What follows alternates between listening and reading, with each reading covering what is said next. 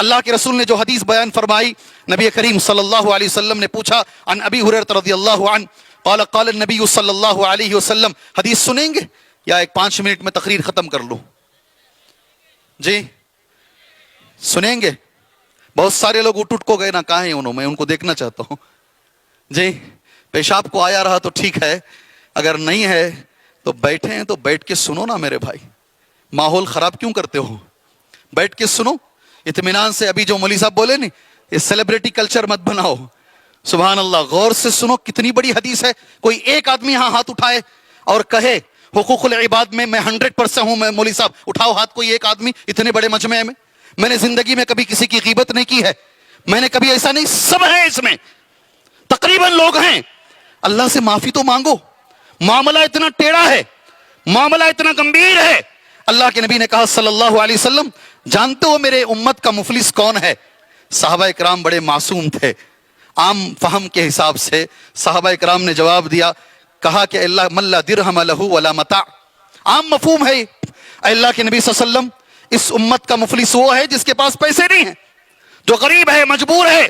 اب سب 10 باری حدیث سنے ہوں گے، آج حقوق العباد پر موضوع ہے نا، اس لیے حدیث ایک بار سنیے۔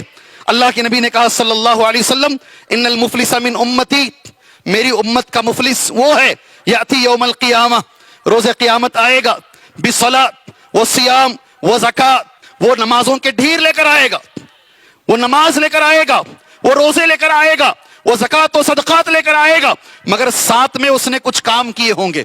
میں چاہتا ہوں وہ غلط کام کیا کیا ہے۔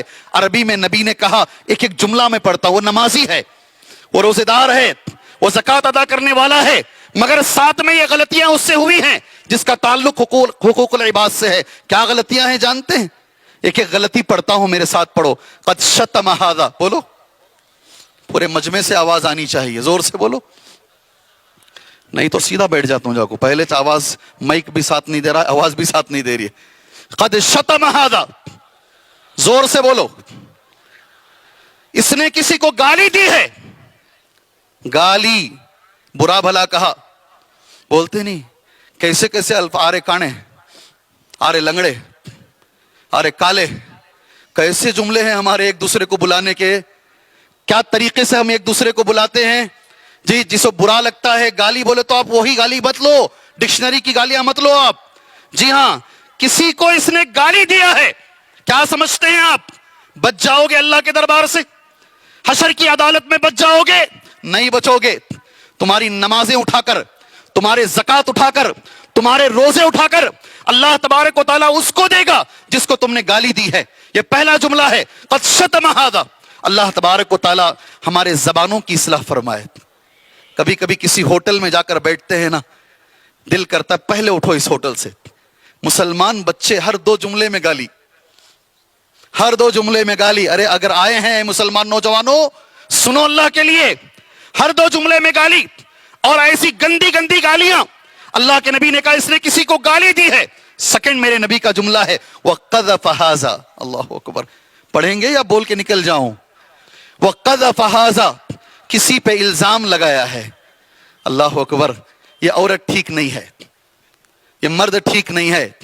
الزام بڑی آسانی سے لگاتا ہے آدمی، بغیر دیکھے کہ مسجد کے لیے آدمی محنت کرتا ہے، تگو دو کرتا ہے، بڑی محنتوں سے ایک مسجد تعمیر ہوتی ہے، بڑی محنتوں سے ایک مدرسہ تعمیر ہوتا ہے۔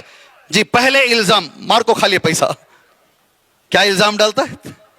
نہ اسے کچھ بھی نہیں معلوم ہے۔ جی جا کر پوچھ کر دیکھو نا، مسجد کے باہر جھولی پکڑ کے کھڑے ہو کر دیکھو، عزت نفس کا سودا کر کے دیکھو، کتنا لگتا ہے، کیسا لگتا ہے۔ لوگ بلا کر آفس کے باہر بٹھا کر، گھنٹے گھنٹے بٹھا کر تھوڑا سا چندہ دے کر بھیجتے ہیں، کر کے دیکھو اللہ کے گھر بنانے میں کتنی تکلیف ہوتی ہے۔ جی سبحان اللہ، یہ بنانے کے بعد لوگ انگلیاں، الزام، پہلا الزام، مار کو کھا لیا پیسے۔ اللہ اکبر، یہ جو الزامات آپ لگا رہے ہو نا، جی علماء پہ لگاؤ، عوام پہ لگاؤ، یا ذمہ داروں پہ لگاؤ، کل روز قیامت الزام لگانے والوں کا ثواب اٹھا کر اللہ اس کو دے گا جس کا الزام لگایا جا رہا ہے۔ یہ نبی کا جملہ ہے۔ تیسرا، سبحان اللہ، وَصَفَقَ هَذَا، کسی کا مرڈر کیا ہے، کسی کا خون بہایا ہے۔ چوتھا، وَضَرَبَ هَذَا، کسی کو مارا ہے، کبھی ایک تھپڑ مار دیا ہے، معافی مانگ لو، معافی مانگ لو۔ اگر گالی دی ہے، مارا ہے، خون بہایا ہے، الزام لگایا ہے، نبی نے کہا یہ سارا ثواب نکال کر اسے دے دیا جائے گا، اور جب نیکیاں ختم ہو جائیں گی اور اس کے گناہ بھی باقی ہیں تو پھر جو سامنے والے کا جو جرم ہے، گناہ، اس کے سر پہ پھینکا جائے گا اور اسے جہنم میں ڈال دیا جائے گا۔ ایک حدیث کافی ہے میرے بھائی حقوق العباد کو سمجھنے کے لیے۔